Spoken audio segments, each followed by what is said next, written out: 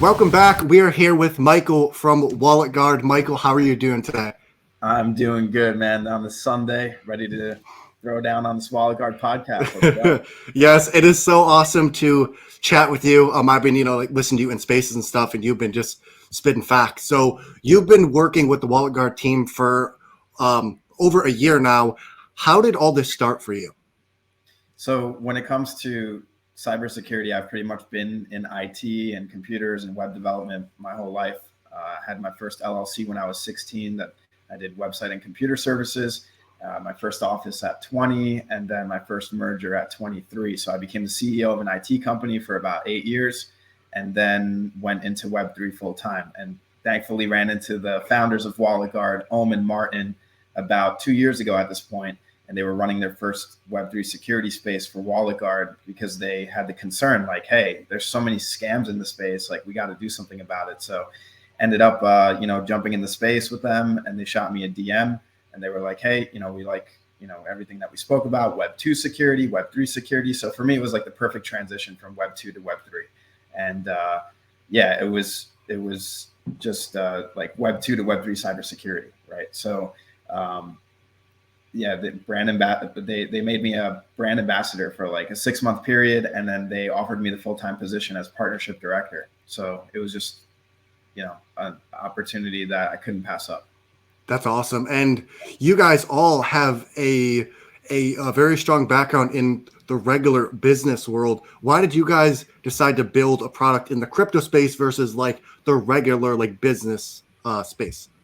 Yeah. So for me personally, I think that blockchain and crypto is the next logical evolution of how resource management, assets, currency exchange, all these verification, all these different use cases. So I think that having security in crypto is super important. For a lot of people, security is an afterthought. They're not going to care about making sure that they have their files backed up, for example, until their files are gone, right? They're not going to care about managing their passwords until they have to constantly reset them to get into their accounts, right? So this is the same thing with security. People just don't care about literally getting their wallet drained until their wallet is drained because they don't think it's going to happen to them. So this is why it's so important to talk about security and make sure that even when people are being onboarded into crypto, onboarded into blockchain, if you're not talking about security, you're doing them a disservice. You're setting them up for failure. And we could change that sentiment. We could change the way that this has been an echo chamber and people outside looking in saying everything's a scam if we properly educate and also have the right tools in order to help them secure themselves. Because you need both. You can't just have only tools or only education. I think that you're going to need both. It could be the middle of the night, you're not paying attention, and you click on the wrong link and you just think it's real and it's not. So why not have, education at that point is not really in play. You're just making, an uninformed decision. You need to have something in place to tell you, hey, that's not something you should be doing, Yeah, and I think the fact that it's the stereotype that you're not in the crypto space if you haven't got hacked once. I mean that stereotype is not too Web2 friendly. And you guys have detected over 3,500 scams and have prevented $5 million from being stolen. What differentiates WalletGuard from other crypto security products? So those numbers are actually from a year ago. You probably pulled that from Yes. Killer Whales TV. Yes, I did. All right. So as of right now, we've actually done over $40 million in assets. Holy crap. Yeah. And we've done over 5 million transaction simulations for users. It shows there's proof in the numbers. And at the beginning of 2023, we started off with 5,000 users, and we just are about to reach 80,000 users. Congrats. So it's crazy. Thank you. Yeah. Big shout out to our users for using the product and seeing the value of it, right? And seeing that security in Web3 exists and it actually works. So if we're able to spread this information and we're able to tell people, especially that we're onboarding, hey, there's a tool that you can get to make sure that, you understand what's happening if you're going to the right website, right? Like these are things that when new people get onboarded, they don't know the correct links. They don't know that Blur and OpenSea or IO and not, .com or XYZ or whatever. So there's so many ways that WalletGuard is going to help with that. For example, we have the WalletGuard dApp store. So that has all the official links to all the wallets and their direct installs and their repos, instead of them going on Google, doing a search for install MetaMask, and then scamming themselves without even getting started in crypto. We have to give them the right guardrails, the right resources, and the right tools to be able to understand like how to keep their assets safe. They're bringing their hard-earned money into the blockchain. And is that why you're so passionate about like keeping people safe?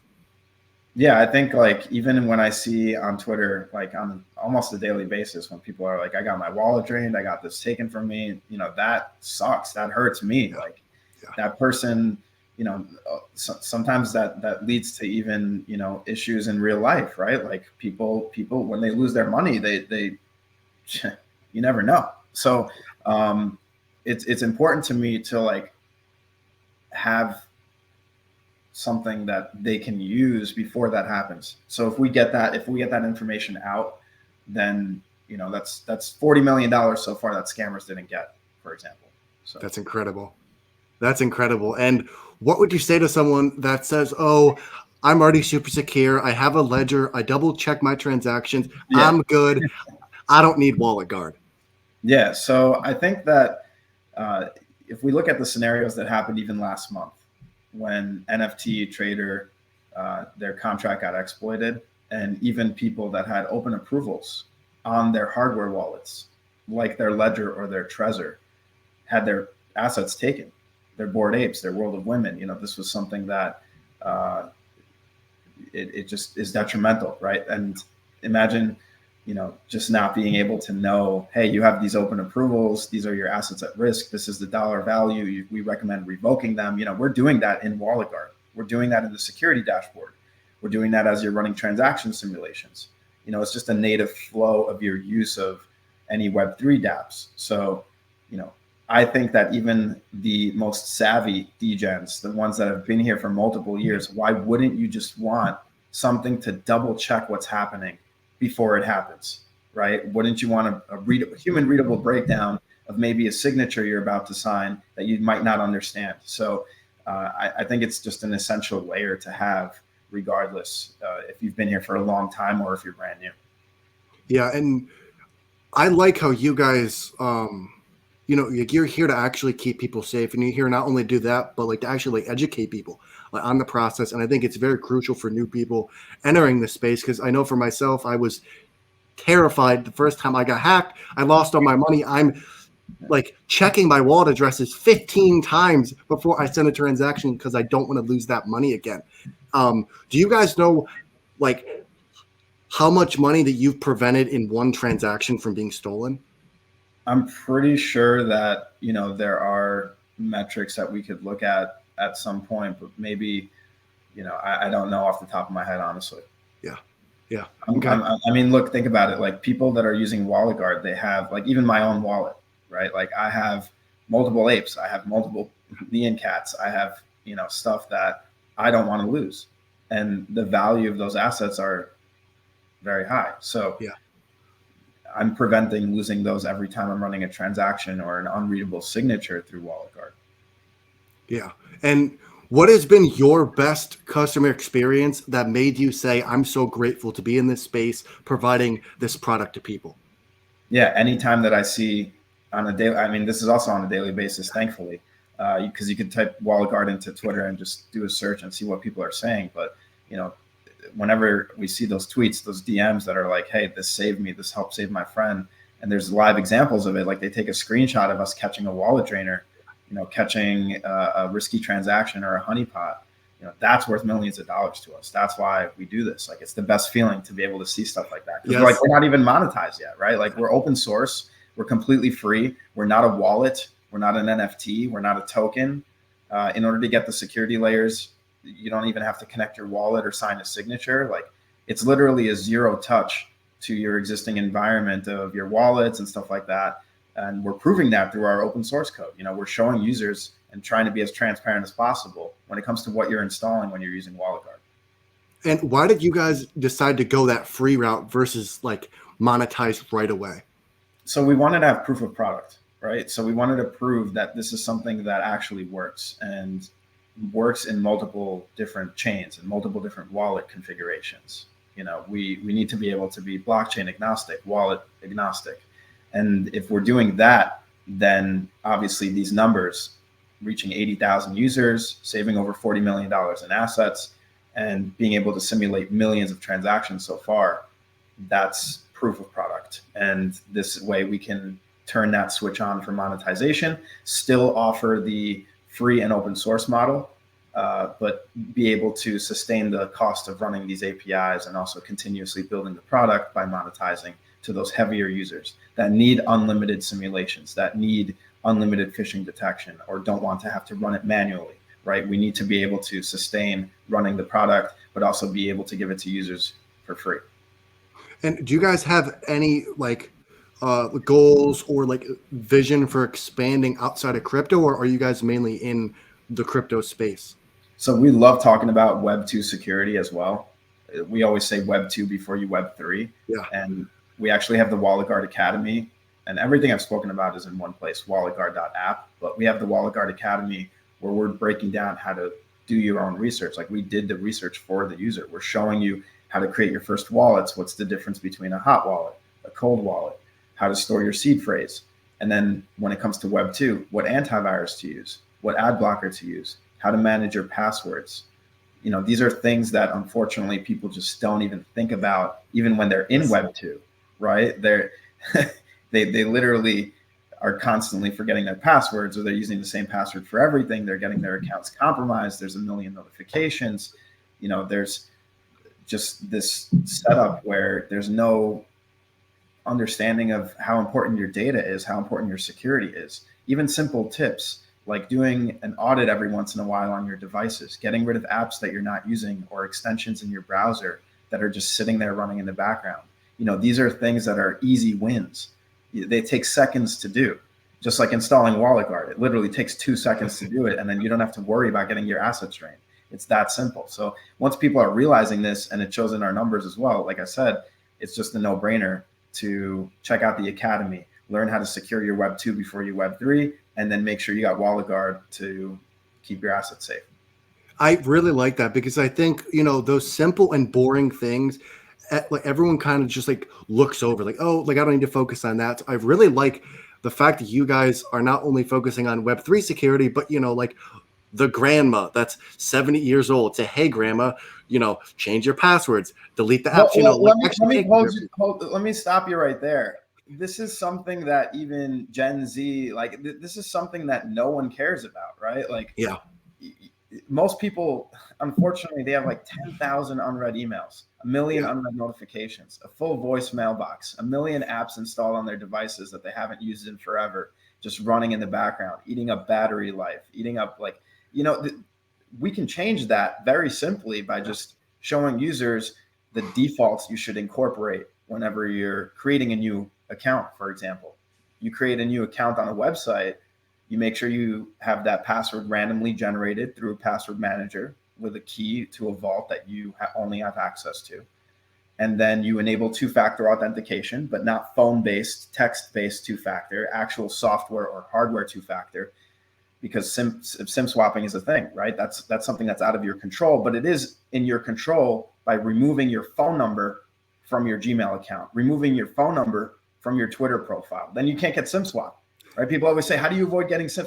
Instead of going through all those measures of putting a PIN on your phone provider, and then making sure that they have the secondary password, and then just remove your phone number from your account, then you can't get SIM swapped. And that literally as well, like I said before, with all these things, takes 2 seconds to do, and people just don't do it until it's too late.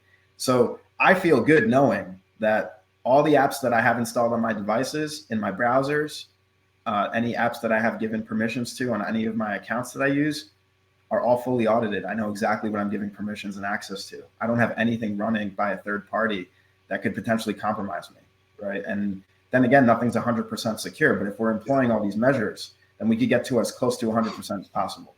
Yeah, I like that. And to kind of switch gears here, you previously co-owned a company, Computurners. Hopefully I said that right. Oh, Computurners. Okay. Where Compu, like the beginning of computer, and tuner, okay. Doing something up, Computuners. Yes. And you guys had meetings every Monday for 3 years straight before COVID hit. And you said that this was directly responsible for your guys' success. Why do you think those weekly meetings were so important? I think having meetings with your company, anybody that's an employee, even if it's remotely once a week, is one of the most important things. You catch up on what everyone's working on. You make sure that everyone's staying up to date on the latest, threats and trends, especially when you're in the computer services or the IT sector or cybersecurity. This is an ever-changing industry. And if you're not having those constant communications with your employees, then you're not going to be able to accelerate growth. So having weekly meetings can really change up and switch gears and really increase the productivity and therefore the profit margin and everything that you're doing as a company. I think it's essential to have those meetings. Yeah, I agree. And you've obviously been very successful in the business space. How important do you think it is to have people around you that have an aligned vision, that have aligned values for success? Yeah, I'm actually very grateful to the team here at WalletGuard because we all have the same mindset. We're all on the same goal. And that goal is to secure Web3, to have these resources to help people keep their assets safe. So when you're all on the same vision and you're all also, in the same environment, like we're all in one hacker house, like continuously building out this app. We're putting in 20-hour days, 22-hour days to get this app done and to continuously add more layers of security to it. So I think that says a lot because you all have the same vision, right? And if everyone has the same vision, then it's not just a scenario of showing up for a paycheck, or doing only a 9 to 5. Yeah. I just don't. That's what I could never really understand when it came to Web2. Like I would be going to do IT in multiple different businesses. And as soon as that clock would hit like 5 or 9 o'clock, like no matter what the person's in the middle of doing, they just like stop what they're doing and leave. I was like, me personally, like I would never be able to do that. I don't leave until things are done. Like I would stay hours after, I would stay until the next morning and then back into the next shift in order to get stuff done. And it doesn't matter like, oh, I'm putting the extra hours in. No, like I know that this is worth it. I know that this is going to show in what we're doing that it's productive, that it makes sense to do instead of just everybody, sticking to the hours on paper. Sure. Yeah. You want to run on a hamster wheel and do the same job every day for the rest of your life? Go ahead. But, there's a way to get out of that by accelerating and putting in a little more effort. It's not all about money. Yeah. And where did this like drive to, not want to be average come from? Yeah. I think that everyone needs like a catalyst early in life in order to see what they're capable of. And, thankfully for me, my mom, single mother growing up, we came to the United States with no money, we didn't know any English, and being able to her to show me, what it takes to do hard work and what it takes to make it. One of the scenarios that I always love sharing is when she saved up money to take me on a trip, like an all-inclusive trip down to Florida. And, it was like the hotel was included, the flight was included and all that good stuff. But when we got there, the hotel was like terrible. And she felt really bad, because she like saved up money to do this. And I felt bad because like she's using her money for this.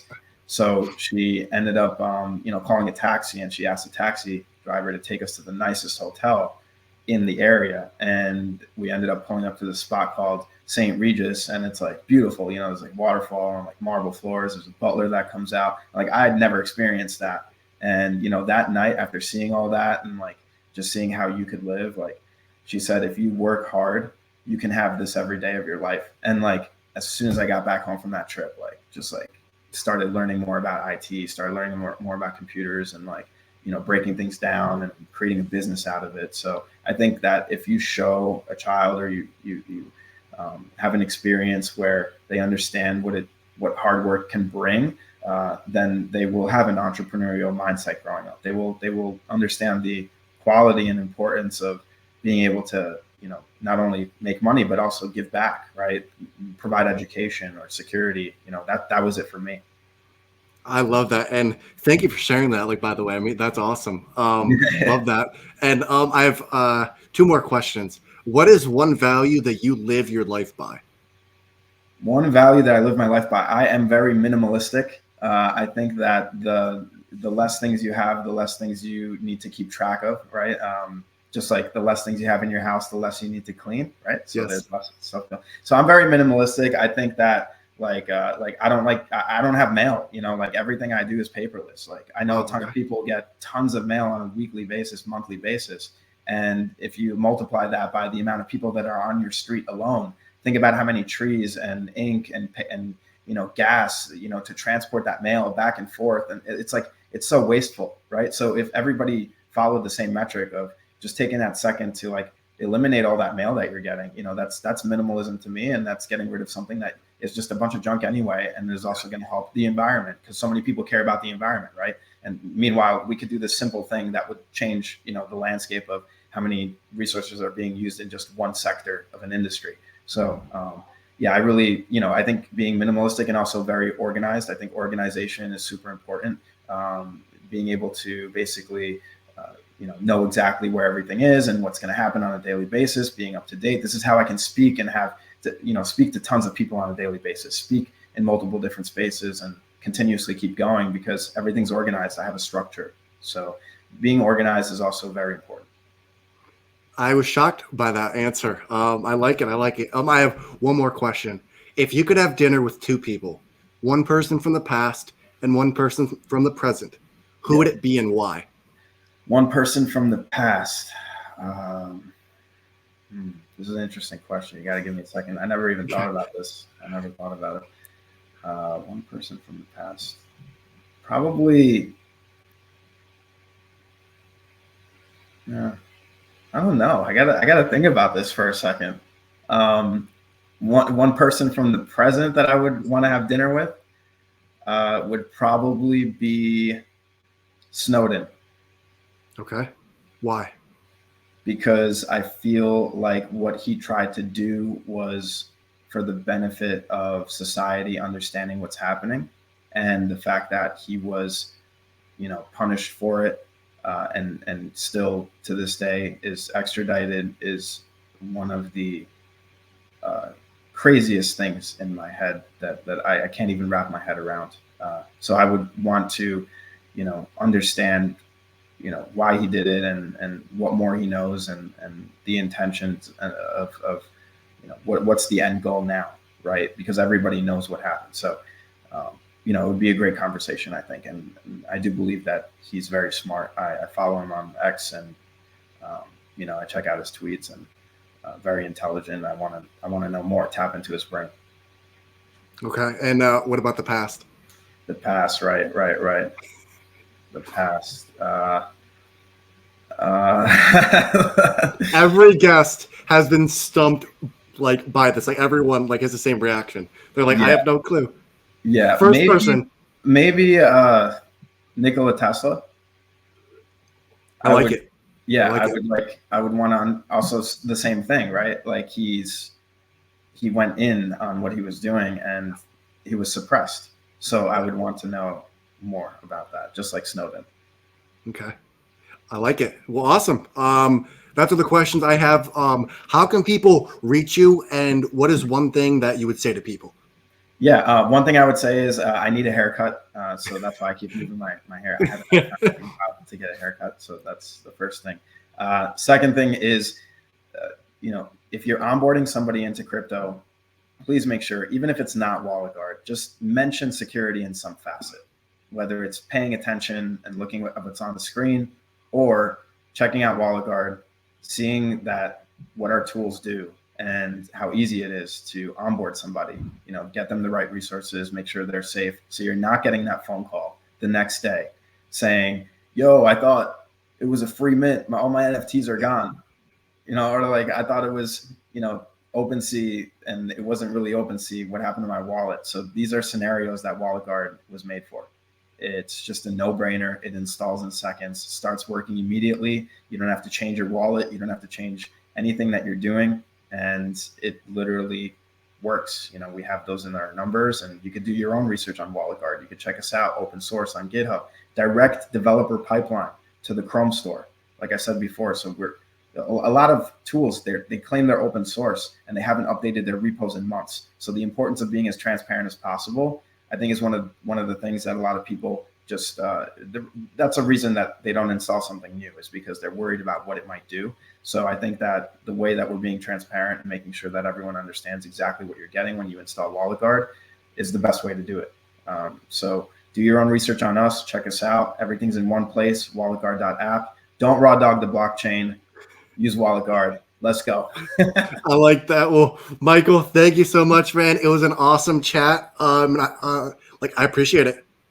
Yeah, no, definitely. Thanks for having me on. Thanks for talking about security. And this was a good one. We should do a follow-up session in a few months. 100%. We definitely will. Well, thank you, Michael. Awesome. Talk to you soon.